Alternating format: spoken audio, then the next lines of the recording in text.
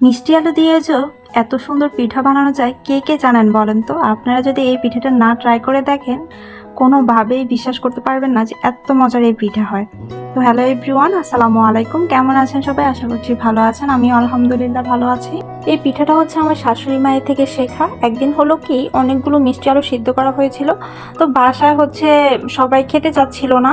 তো মিষ্টির আলুগুলো কি করা যায় ভাবতে ভাবতে তারপর দেখলাম যে আমার শাশুড়ি মা মানে মিষ্টির আলুগুলো নষ্ট হয়ে যাবে সেই ভেবে উনি খুব মজার একটি নাস্তা বানিয়ে ফেললো।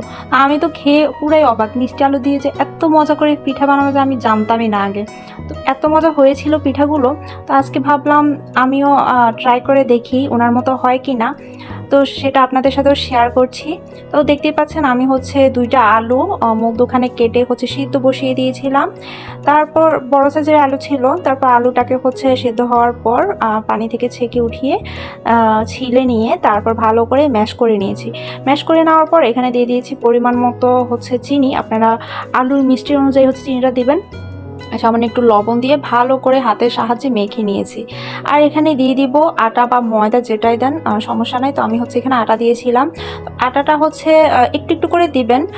এখানে হচ্ছে কতটুকু লাগবে সেটার পরিমাপটা আপনারা বুঝবেন যখন দেখবেন যে মানে আপনি যে আটাটা যে যে পাত্রে বানাবেন ওইখানে যখন দেখবেন যে উঠে আসছে, লেগে থাকছে না, আর মানে আঠালো ভাবটা থাকছে না, ততক্ষণ পর্যন্ত মধ্যে মধ্যে হচ্ছে একটু একটু করে আটা বা ময়দা দিয়ে ডোটা তৈরি করবেন।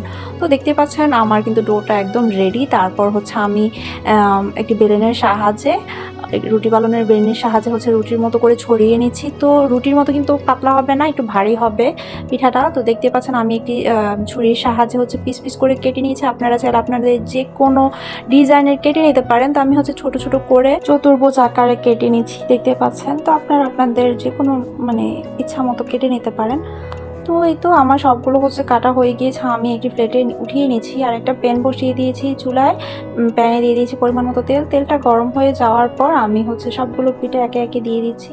তো এই পিঠাতে খুব বেশি উপকরণ লাগে না, আটা ময়দা যে কোনো একটা দিবেন, আর হচ্ছে চিনি আর লবণ আর মিষ্টি আলু। খুব সিম্পলভাবে নাস্তাটা হয়ে যায়। তো দেখতে পাচ্ছেন লাল লাল ব্রাউন কালার করে তারপর হচ্ছে আমি সবগুলো পিঠা এভাবে উঠিয়ে নেব। তো এটা কিন্তু অনেকটা ডিমের পিঠার মতো, তবে ডিমের পিঠার মধ্যে হচ্ছে ডিমের একটা ফ্লেভার থাকে, এখানে হচ্ছে মিষ্টি আলুর মিষ্টি একটা ফ্লেভার, খুবই মজা হয়। এই নাস্তাটা কিন্তু আপনারা চাইলে খুব বেশি করে বানিয়ে 1 সপ্তাহ থেকে 10 দিন পর্যন্ত রেখে বাসায় রেখে খেতে পারেন, একদমই নষ্ট হবে না। আর আমি একটি ভেঙে দেখাচ্ছি, দেখতে পাচ্ছেন খুবই সুন্দর হয়েছে, ভিতরে অনেকটা সফট হয়েছে আর উপরে খুব ক্রিস্পি হয়েছে। খেতে এত মজা হয়েছে এই পিঠাটা। তো আপনারা ওইভাবে ট্রাই করে দেখবেন। এখন কিন্তু মিষ্টি আলু বাজারে অনেক পাওয়া যায় আর খুব কম দামে পাওয়া যায়। অবশ্যই বাসায় ট্রাই করে দেখবেন এভাবে, আশা করছি ভালো লাগবে।